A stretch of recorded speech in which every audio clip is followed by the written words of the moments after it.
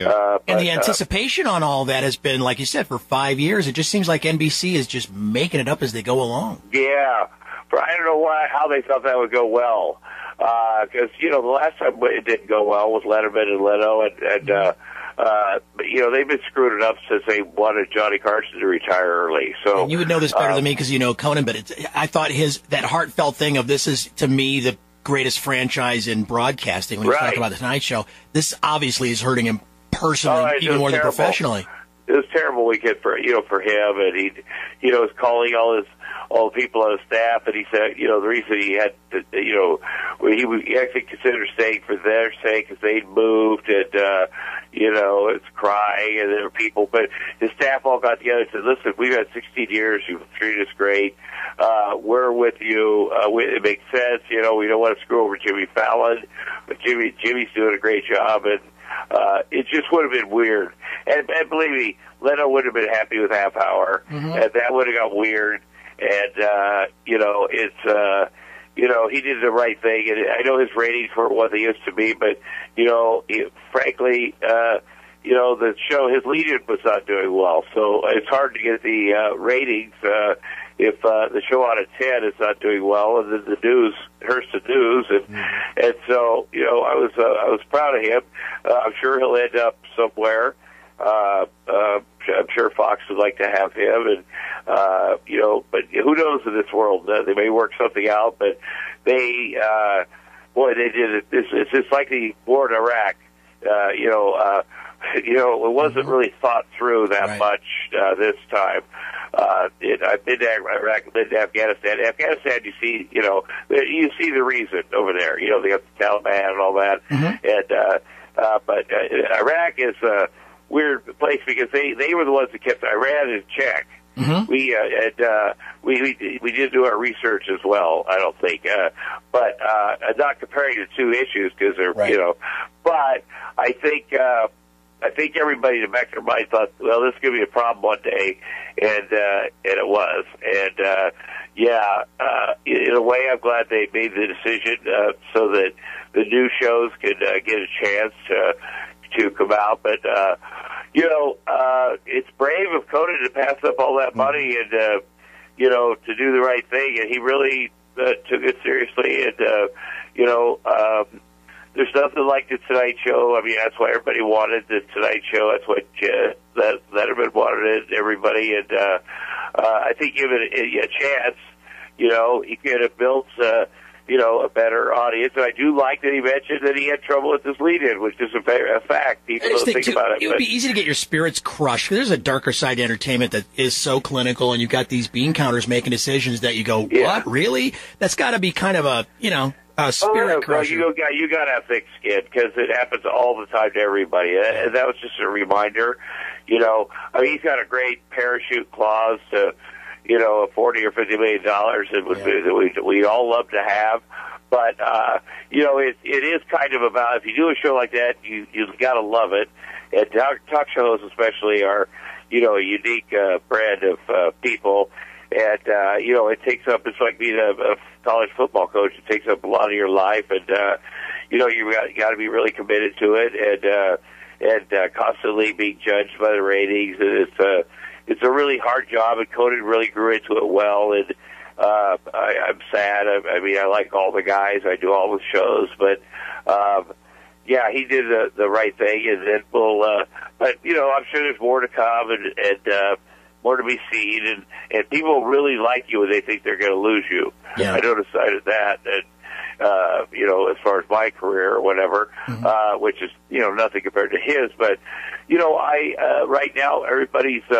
Just like the economy has affected everything, it's, working harder for less, and, but it also gives you opportunities like doing stand-up that I didn't think I would do, and do a tour and, force myself to write an act, which turned out to be really fun. And it's really fun doing the shows because they're so personal. And,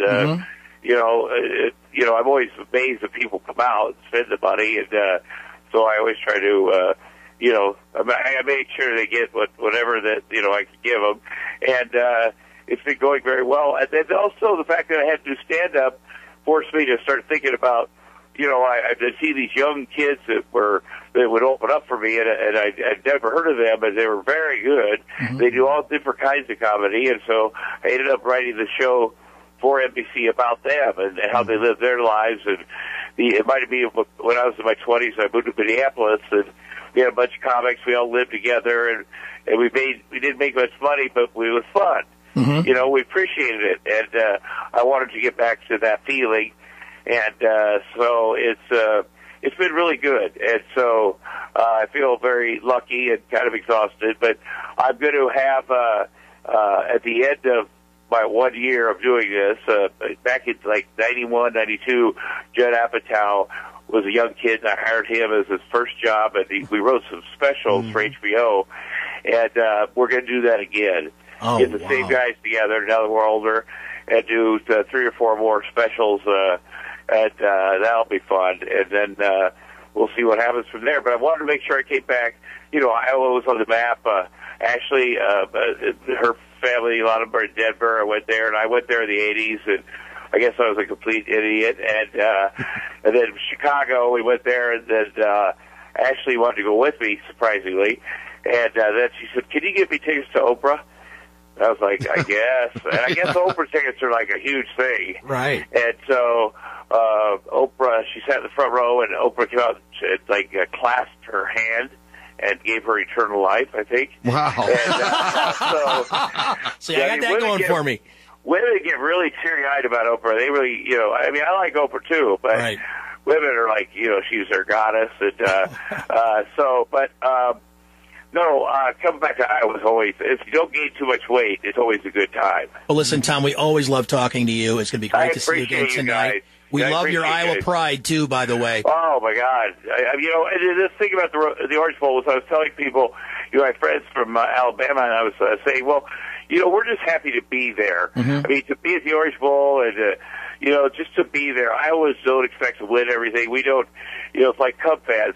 We just want to have a chance, and we're optimistic. And, Kirk Ferentz, 2 years ago, I remember before the season started, people were doing these blogs and saying that he had to go. And I remember I got engaged with somebody, verbally, because I'd been in Tuscaloosa, and I went to a football practice before last season started, and Nick Saban went to say hi to him, and somebody called me Benedict Arnold from Cedar Rapids on his blog, and of course I take it personally, and I said, well, I was visiting my godkids, and, but by the way, Alabama's going to be good, and so is Iowa, and, Iowa was like 12 points away from being a perfect season last year. Mm-hmm. Right. So I'm really looking forward to this coming year, but then again, if we have high expectations, that hurts us here. We're best when we have, low expectations, and sort of like my career. Low expectations, Yeah, we've also got several months to lower our expectations for the Hawkeyes. We'll do that, I'm sure. And then you're supposed somebody is mediumly good. You think they're great if they have low expectations. Yeah. So these shows have been fun. I can't wait to do it. Can't wait to get to Cedar Rapids, and I appreciate talking to you guys. Yeah, well, we'll see you tonight, Tom. He's at Penguins Comedy Club, 7:30. You can get tickets, penguinscomedyclub.com, or you can call 362-8133. All the best, Tom, and look forward to seeing you a little bit later on, okay? Thank you. I'm only sad that my naked Uncle Bob is in Key West for the winter. Mm-hmm. He has many friends up there. They all know him, but he lives in Cedar Rapids during the warm months, right. August and July. He's a snowbird. And then, yes. And anyway, thank you guys for talking to me, and I'll see you down there. Okay, Tom. All the best. All right, bye now. Bye-bye.